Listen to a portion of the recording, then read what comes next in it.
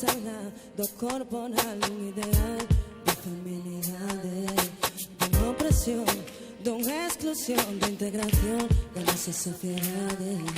Fuxir do mal que lle tocou as nais de toda a humanidade, ver máis alá do servicial, do medo dos fillos e o fogar, porque a cousa está en aspirar, en alcanzar as liberdades. Hai mil razóns, tesme que creer, teño capacidades.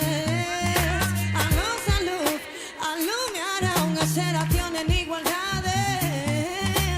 Non vou cesar en lugar con dignidade. Pois non vivimos nun segundo plano, ninguén dixo nunca que isto fose doado. Non queda o noso esforzo en vano, todas as mulleres podemos logralo. Pois non vivimos nun segundo plano, ninguén dixo nunca que isto fose doado. Non queda o noso esforzo en vano, todas as mulleres podemos logralo. Son tempos de muller, escoita.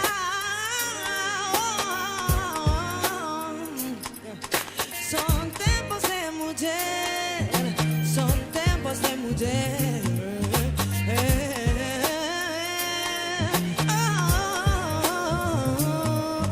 Vou embarcar con ilusións, por intuicións, camiño da verdade.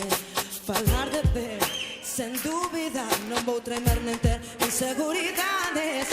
Non esquecer nunca quen sou, a miña personalidade. A miña voz non vai calar, ouvir a túa hostilidade. A forza está nas nosas mans, só cunha pouca de vontade. Sen iso tres, tes que actuar para sermos unha unidade. Non agardar para cambiar, non creas ter debilidade.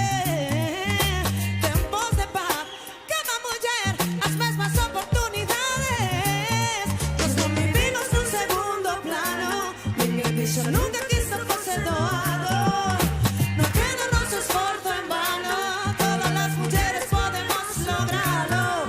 Nós non vivimos nun segundo plano, ninguén dixo nunca que